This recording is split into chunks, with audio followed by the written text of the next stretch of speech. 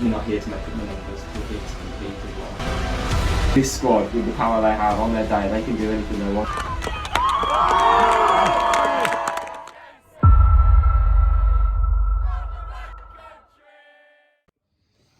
Hello everyone, welcome back to the Glassgirls Network. Today we've got a preview for the match against Sutton Coldfield this weekend. And today I'm joined by defender Sophie Levick. So, how are you doing? I'm alright, thanks. How are you? Yeah, I'm good, thank you. Did you enjoy the match we've just watched in there today? No, mate. No. Yeah, we just watched Aston Villa get beaten by Stevenage. Not ideal, of course, for the Villa fans. But yeah, away from that, obviously today, so we were meant to play Sutton Coldfield down the War Memorial, called off because of the rain. What's gone on there? Not too sure. It was on when I turned up at 12 o'clock. Yeah, obviously, it's out of anyone's control. The referee has decided not able to be going ahead. Obviously, that means now we've almost gone, I don't even know how many weeks since our last game. How has that sort of affected you? I think it's 8 weeks now, isn't it? Yeah, something like that, yeah. So, it came at the right time for me because I was poorly over Christmas. I've been on 3 lots of antibiotics, but I think the girls deserved a break. We've played a lot more games than the other teams, hence why we've got such an advantage at the minute in the league. But I think it come at the right time. Training's been good this week. Everyone's been, 100% on it.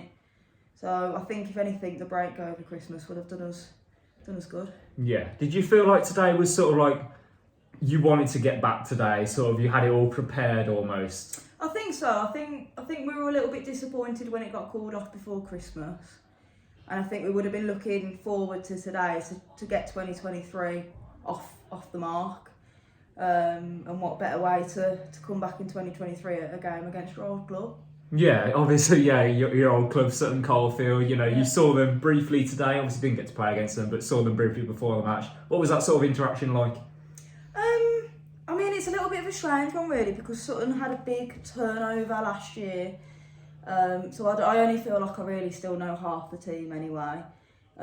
As well as much as we welcome them in, I didn't really have a chance to get to know anybody thoroughly enough before I parted ways. But the girls that I know from Sutton and before my time at Sutton, there's a couple of girls there.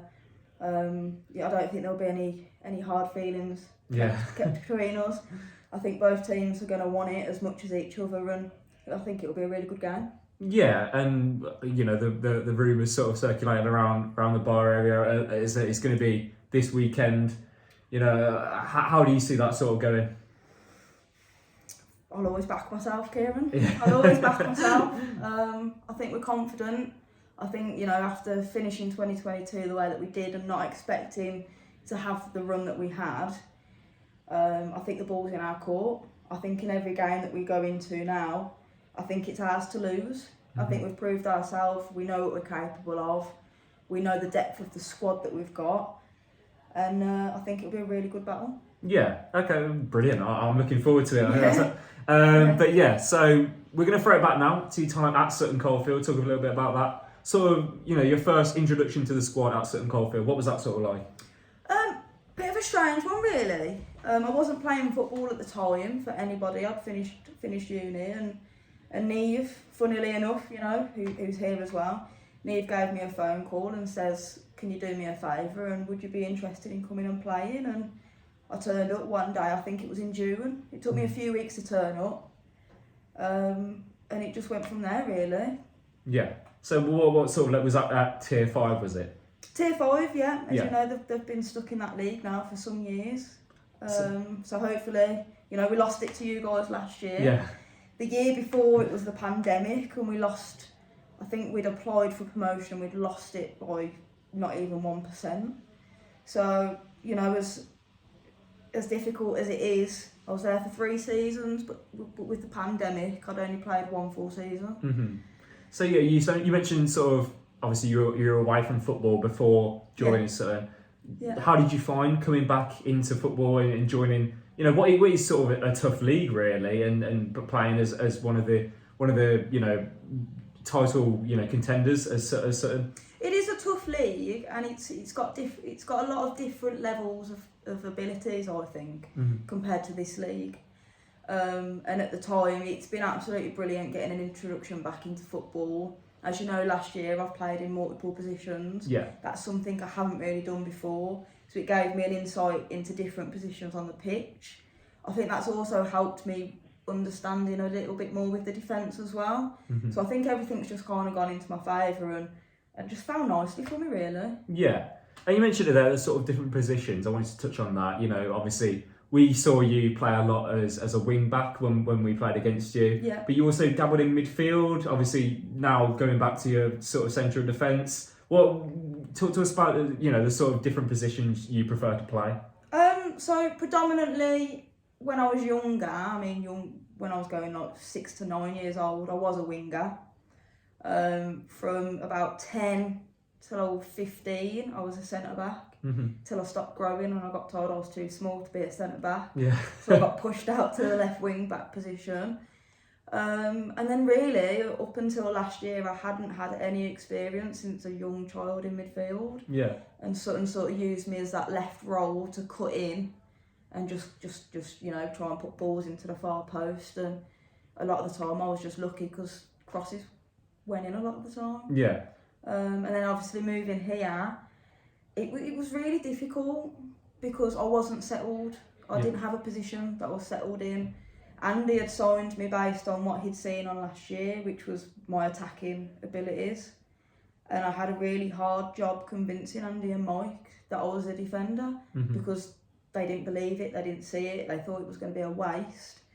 And just proving myself and getting myself in the squad was something, you know, it didn't come easy, but I feel like I've nailed it down in the last few performances. Yeah, no, definitely. What did that initial conversation look like with Andy and Mike saying sort of that you wanted to play as this central defender? So they sort of brought me into training and they were putting me at the left mid position, and I think they could see themselves I was more defensively minded rather than attacking.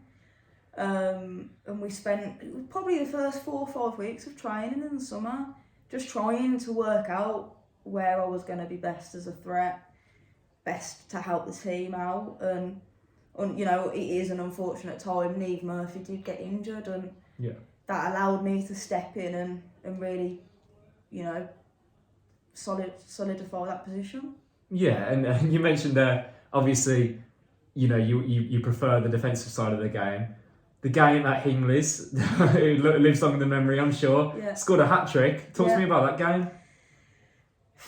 We've got Andy to blame for that one, I think. I just remember turning up, you know, there was a really big buzz about the game. We knew that you guys fancied yourselves, you were confident. I think sometimes it came across as a little bit of arrogance. And, you know, we had nothing to lose going into that game. And I think every single player for Sutton that day, I mean, half of them are no longer in the squad. It was sheer determination. I think we put our bodies on the line. You know, we ground out a result. I remember, I think if you'd have counted your shots or shots on target, you'd have easily got over 20 that day. Even in the last 10 minutes when we were 3-0 up, you hit the crossbar twice. You hit the crossbar in the first couple of minutes. And we were lucky to get that result. And it's funny really because I'll always hold Andy to it. He said something before we kicked off that day, and that he reckoned that the only threat of Sutton was Neve Daisy up front. Okay, yeah. So we sort of knew that Neve was going to be marked that day, and it just fell perfectly. I got that space on the left and I could just run. But it's a strange one really, because then, you know, the second and third time we played Stourbridge, I sort of knew I wanted to find a new club. And I remember having a conversation with my dad, and he said, Soph, you keep your head in that last game, treat it like a football trial, and who knows what will happen. Yeah. And that's exactly what I did. And there we go. And now I'm here, so it clearly worked. Yeah, so you mentioned there slightly that, you know, the way that Stourbridge were perceived by yourself, maybe a bit arrogant, or the way it came across. How did sort of, we've asked Neve this before, how did sort of us coming into that league and then instantly, you know, performing well, winning the whole league, how did that look to an opposition player? I mean, it's always been in the forefront of since I've joined Sutton, we were always going for promotion. So to have a new team that's come in the league with 2 or 3 back-to-back seasonal wins where you've climbed up the tables, it was a little bit of an unknown threat. We'd never played you before. It was a team that everybody had gone, they're the ones to watch. And I think after that first game in that November or December, whenever it was, I think we fancied it. You know, we'd beat you. We thought, okay, we've got a chance. And then we saw what you were doing in the league, and it was almost like every single time you'd one up us. Yeah. And we were always thinking, okay, we've got to win till the end. And we were always looking at Stourbridge. We were also looking at Lichfield at the time, because Lichfield weren't to be written off last year. Definitely. And I think, was it in the last 7 games? Yeah. Stourbridge were just pulling away. Yeah. And there was a really, you know, we felt pressured. I can't say it any other way. We did feel pressure, and I think that's ultimately how we felt. You guys ran away with it, and we stumbled up the hurdle, I think. Yeah, I mean, the one thing that would always stick with me was we had a game at Kiddie Harriers, and we'd won that match. And I remember checking the phone and seeing the full-time score at Sutton, and I think you maybe drawn or lost, or definitely dropped points. 1-1 at Stoke, I think. Possibly, something like that, yeah. And the buzz from that was mental, you know. It felt like we had almost sort of finally got there, really. Yeah. Is that sort of that drive to succeed, is that something that made the decision clear to you that you wanted to maybe join the Stourbridge? I'd had conversations with a couple of players for the last 3 or 4 seasons. The only thing that really deterred me away from it was obviously how far it is for me to travel. But I think at the end of last year, it became really apparent at just how attractive the club Stourbridge was becoming.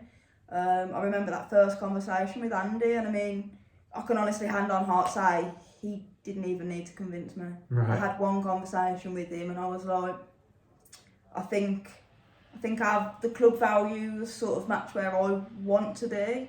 I don't feel like I was my best last year. I wasn't myself, and I knew I needed a change. And I think being here has just cemented everything I needed, and it's nice to have it back as well, off the fans, the staff, the players. I just think this is a great club to be. Progression wise, I don't think I've ever been at a club that's had such a clear progression. I mean, we're training on in the week. We've got academy players, we've got 18 players, reserve players stepping in. You know, I had a 17-year-old absolutely dance away past me. But on the same side, it's humbling, because you think, do you know what? One day she will be where we are. And I mean, for that talent at that age, I just think it's incredible. I think the setup here has got, I know I'm a player, but even if you're not a player, I think you have to commend Stourbridge for what they're putting into the women's game. Yeah. I wanted to ask sort of, you know, we speak a lot about how high the infrastructure is, like you mentioned there. Obviously, you've played at some big teams before, you know, West Broms and Villas as well. Yeah. How does it sort of compare what we have here to what they had there? I know it was a couple of years ago, but how does it sort of compare to what we have? Again, I don't think I've ever been at a team where it's been so inclusive. Yeah. I think for every player to mix, I mean, you've even got under 8 girls coming down on a Sunday. Yeah. And, you know, they might be our mascots, but after the game, you can see just how much they're aspiring to be like the first team. And if that's not enough to push you to do the best you can for those future generations, what are you here for? Yeah. What are you doing it for?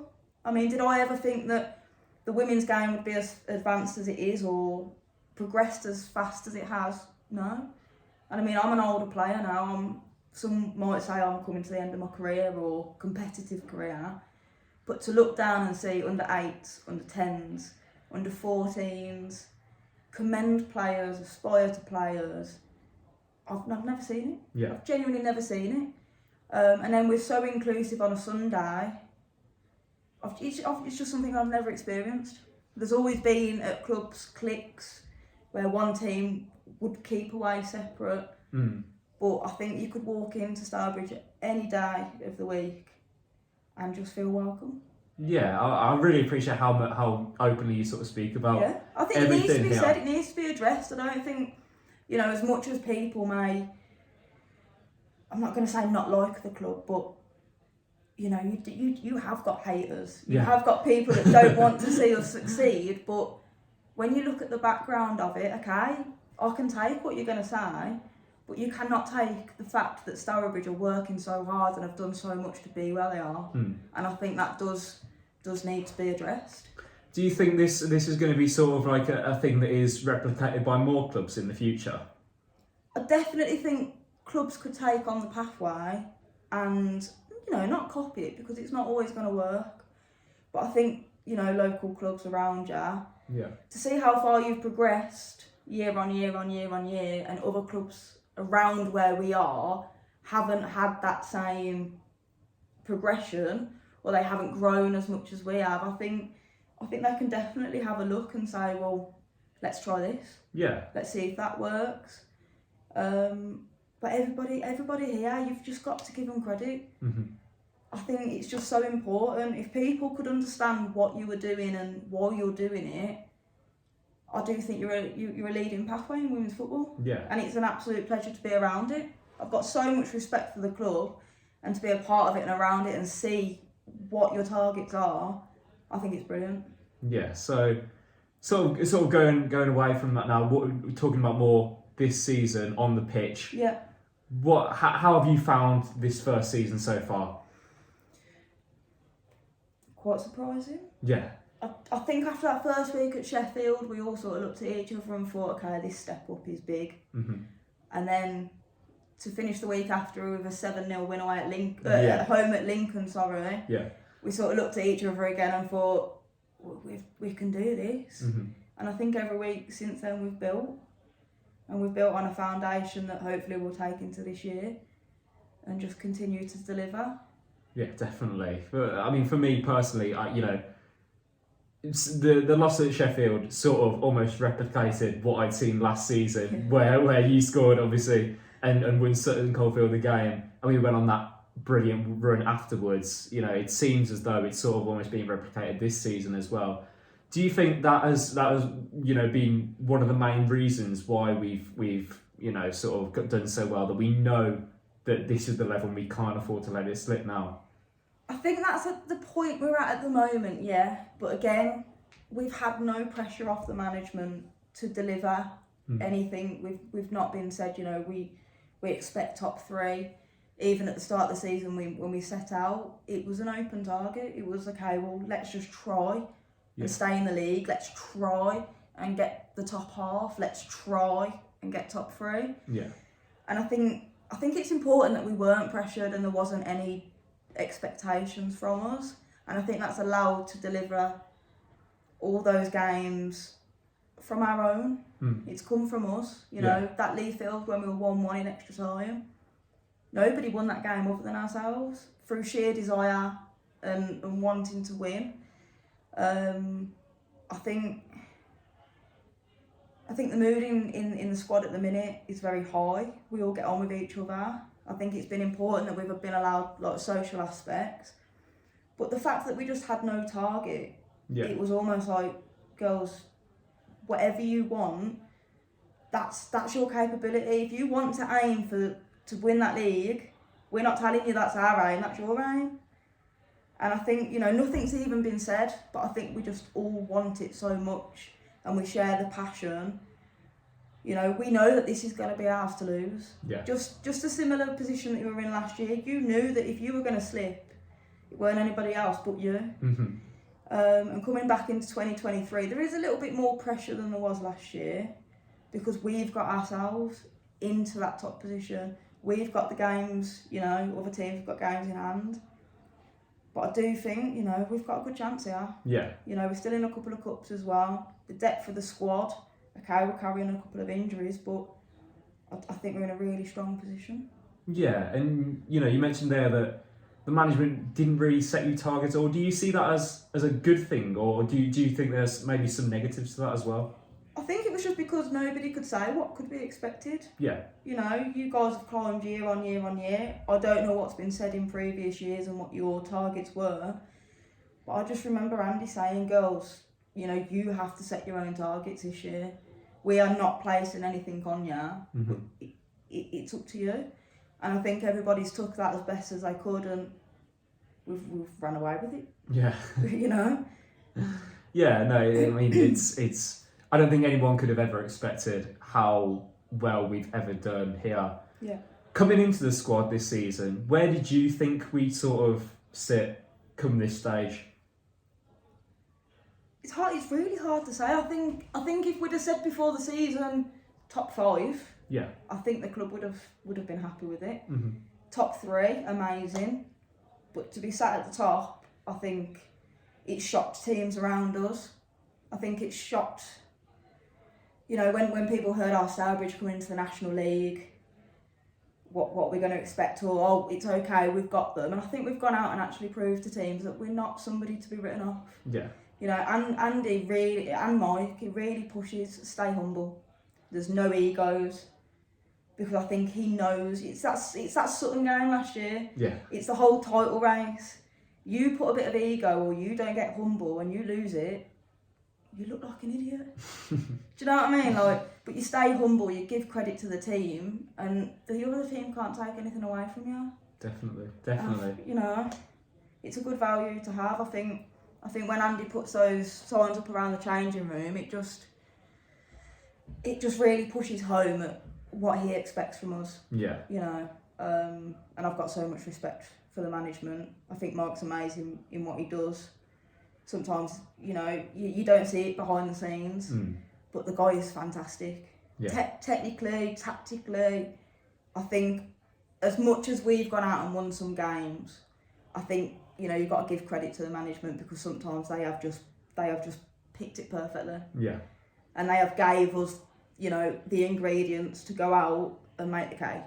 That's all I can say. You know, sometimes they make it really easy for us. Mm-hmm. And it's a dream, mate. Yeah, definitely If is. we sat here in 5 months' time with a title, what a dream. And even if we sat here in 5 months' time without a title, I think we can all say we did ourselves really proud. 100%. And the club. Yeah. So let's just fingers crossed. Fingers crossed, yeah, 100%. I suppose that is the aim now, right? Win the title. We're top at Christmas, pretty much the halfway stage. That is the aim now, right? Win the title. I think so. I think we all know if it's not going to work, we've messed up somewhere.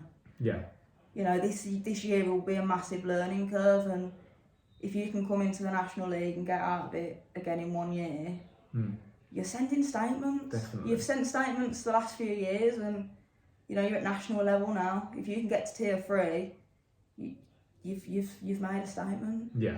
Yeah. So 100%, and obviously still in 2 cups as well. Obviously the Birmingham County Cup and the Plate, of course, as well. yeah.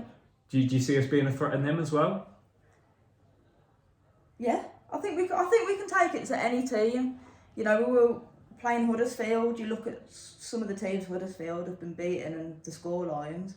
To take them to 2-1, and we had several academy and 18s players that day. You know, you look at Boldmere versus Huddersfield last year. I think it was 7-something. Yeah. And then we go there in a cup and it's 2-1.